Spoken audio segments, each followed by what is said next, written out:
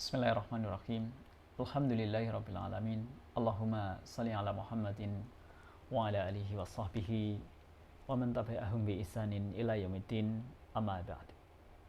Para sahabat sekalian, para famili, para keluarga dimanapun berada, bagi yang dekat maupun yang jauh, yang terutama adalah keluarga kami sendiri yang ada di hadapan kami, dan juga sanak famili kami yang memiliki hubungan rahim dengan kami, yang lebih utama tentunya untuk saling mendapat nasihat, untuk saling kita mengingatkan, untuk saling bersama-sama membangun atau saling nasihat menasihati di dalam ketakwaan kepada Allah Subhanahu wa Ta'ala.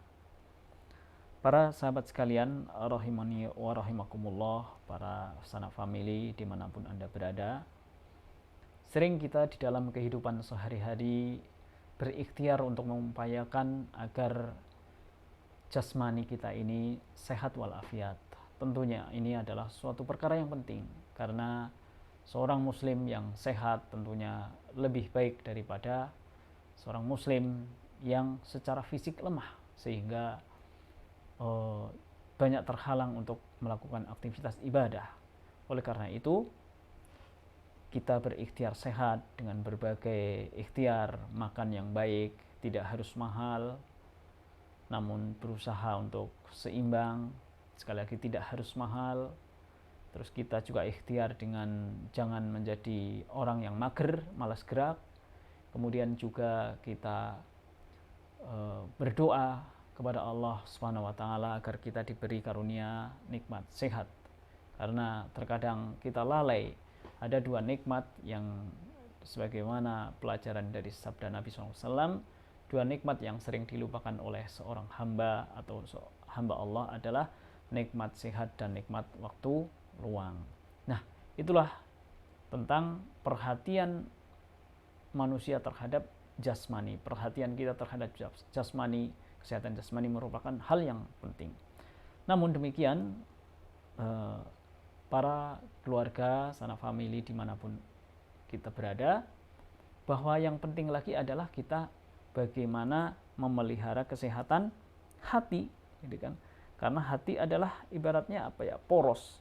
Baiknya hati akan berimbas kepada baiknya perilaku. Ketundukan hati, ketakwaan hati akan berimbas kepada ketakwaan fisik kita. Oleh karena itu, memelihara hati, menjaga kesehatan hati, memperhatikan kesehatan hati, tentunya suatu hal yang harus diupayakan. Bahkan lebih penting daripada sekedar kesehatan jasad atau kesehatan jasmani. Kesehatan rohani ini penting sekali, dan bahkan yang kelak akan menyelamatkan kita, karena Allah Subhanahu wa Ta'ala berfirman di dalam surat Asy-Syu'ara, kalau tidak salah, ya, surat Asy-Syu'ara ayat 88-89 yang sering kita dengar dari ceramah-ceramah, dari khutbah-khutbah, dari kajian-kajian.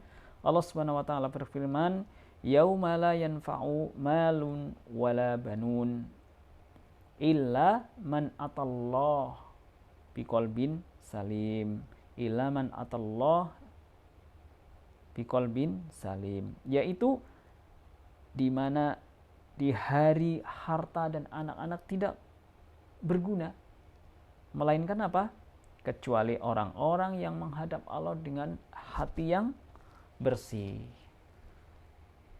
Sanak famili, saudara-saudaraku, kakak-kakakku, mbak-mbakku yang semoga diberkahi dan dirahmati oleh Allah Subhanahu wa Ta'ala, dan juga teman-teman, itulah hati yang bersih yang kelak akan menyelamatkan kita. Oleh karena itu, sudah semestinya kita menjauhkan diri dari apa aneka hal yang dapat menjadikan hati kita rusak. Penyakit-penyakit hati itu sangat banyak, yang termasuk di dalamnya adalah riya, syirik, iri, dengki, hasad, ghibah, namimah, dan seterusnya dan seterusnya. Banyak sekali.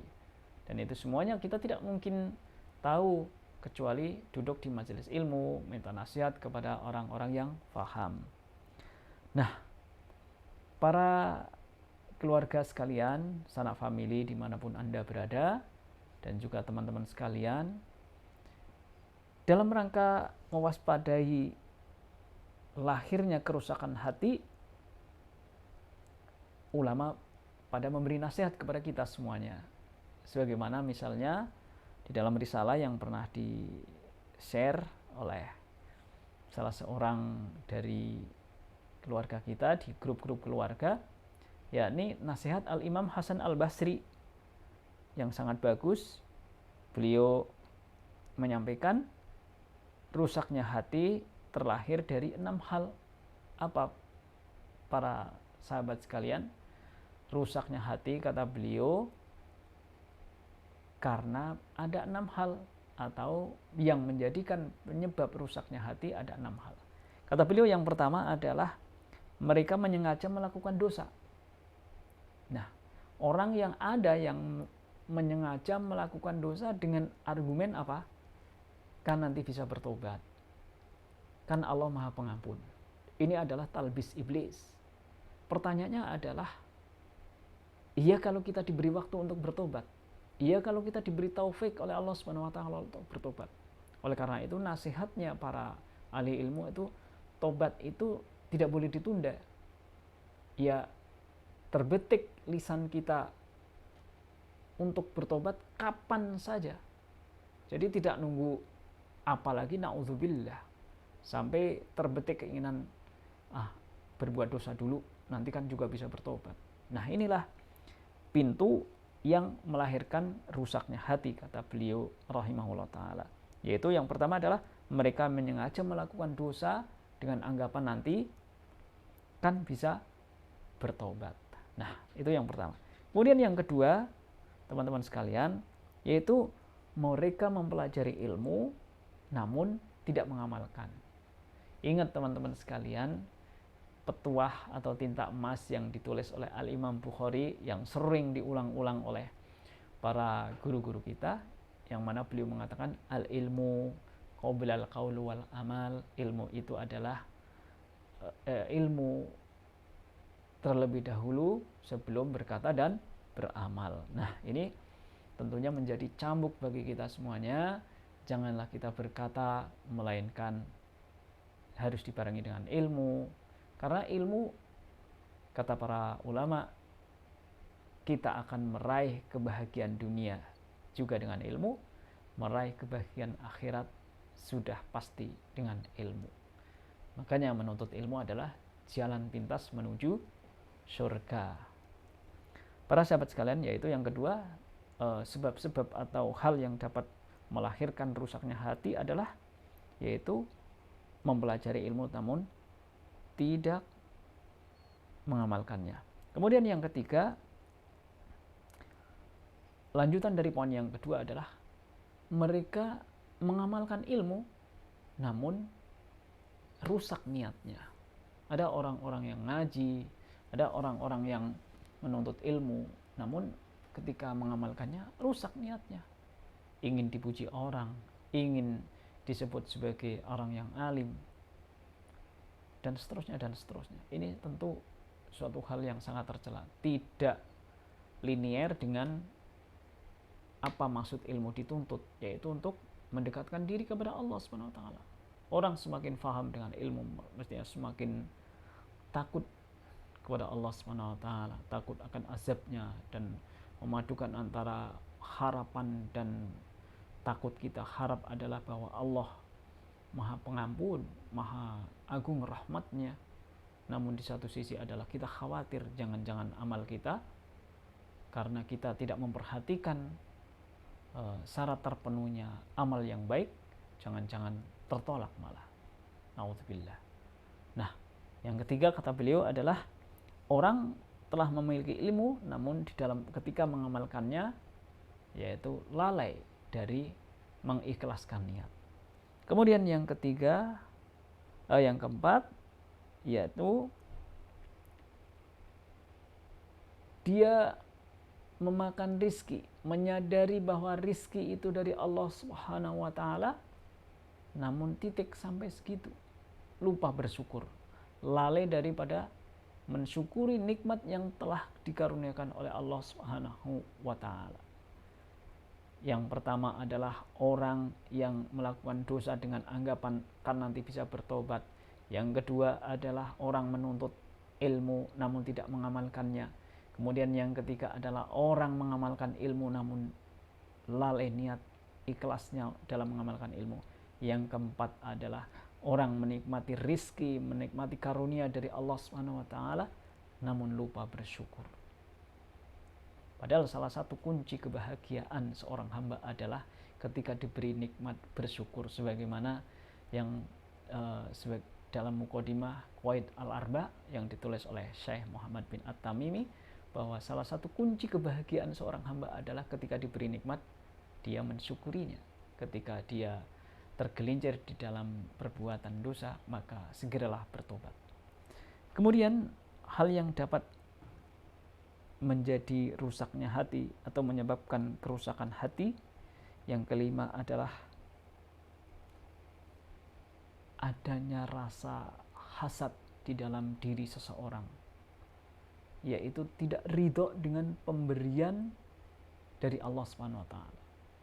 Ini sangat rentan terhadap sifat yang namanya hasad, iri dan seterusnya, yakni menginginkan nikmat yang ada di orang lain hilang darinya. Ini adalah sifat hasad. Atau kita dalam hati kita terbetik pertanyaan, kenapa Allah memberi rizki kepada kita sedikit sementara kepada orang lain banyak? Tidak ridho dengan apa yang dikaruniakan oleh Allah Subhanahu wa taala kepada kita. Naudzubillah. Para sahabat sekalian, sanak famili dimanapun berada, 5 hal itu sungguh merupakan pintu-pintu yang dapat merusak hati kita. Kemudian yang keenam, nasihat beliau, nasihat Al-Imam Hasan Al-Basri, yakni betapa sering kita mendengar berita duka cita, berita lelayu, terlebih lagi kemarin di era pandemi yang hampir tiap waktu kita mendengar berita duka cita, kita takziah, kita turut menyolatkannya, turut menyelenggarakan ahkamul janaisnya, bahkan sampai ke pemakaman. Namun apa para sahabat sekalian, tidak menjadikan hal itu sebagai ibroh atau pelajaran bagi kita. Padahal Rasulullah SAW, saya teman-teman sekalian sering mendengarkan hadis yang mulia ini, akthiru dzikron azimil ladzat, kalau tidak salah bunyinya begitu ya, perbanyaklah oleh kalian mengingat pemutus kelezatan. Apa itu? Yaitu al-maut, pemutus kelezatan. Dunia itu adalah lezat, tapi fata morgana. Inna dunya mata'ul gurur, yaitu seperti senda gurau, lezat, apalagi kalau mengedepankan hawa nafsu. Oleh karena itu, perbanyaklah oleh kalian mengingat pemutus kelezatan. Apa teman-teman sekalian? Yaitu kematian. Oleh karena itu nasihat Al-Imam Hasan Al-Basri, hal yang dapat menimbulkan rusaknya hati yang keenam adalah kalian sering mendengar berita kematian, sering mendengar kabar duka cita, bahkan keluarga, bahkan tetangga, bahkan orang-orang dekat kita, namun itu sebatas di telinga, kemudian sedih sesaat, tidak menjadikan ibroh ke depannya. Padahal kita sering diingatkan oleh para khotib, para guru kita, bahwa sesungguhnya orang yang cerdas adalah orang yang banyak mengingat pemutus kelezatan tersebut. Itulah adalah 6 hal yang dinasihatkan oleh Imam Hasan Al-Basri, dan ini banyak risalah-risalah yang menyampaikan hal ini, termasuk di grup keluarga kita. Dan ini diulang untuk pribadi khususnya untuk keluarga dan juga untuk keluarga yang dekat maupun yang jauh. Alhamdulillah jika bermanfaat bagi teman-teman sekalian untuk mengingat 6 hal. Kita ulang, yang pertama adalah orang yang melakukan perbuatan dosa dengan terbetik anggapan bahwa kan nanti bisa bertobat. Kemudian yang kedua, orang yang memiliki ilmu namun tidak mengamalkannya. Kemudian yang ketiga adalah orang yang mengamalkan ilmu namun niatnya rusak atau tidak lurus. Kemudian yang keempat adalah orang yang diberi nikmat, karunia dan rizki namun lalai untuk mensyukurinya. Kemudian yang kelima adalah orang yang tidak memetik pelajaran dari hal-hal atau dari adanya kematian dan sebagainya. Kemudian yang kelima adalah mereka pun tidak ridho atas pemberian dari Allah Subhanahu wa taala dan ini rentan terhadap penyakit hasad. Kemudian yang keenam, seringnya kita mendengar berita duka cita kematian dari sanak famili, dari saudara, dari tetangga, namun tidak menjadikan pelajaran bagi kita semuanya untuk memetik ibrah agar kita semakin meningkatkan ketakwaan dan ibadah kita kepada Allah Subhanahu wa taala. Mudah-mudahan bermanfaat. Apabila ada perkataan yang kurang tepat atau salah, mudah-mudahan mohon dimaafkan.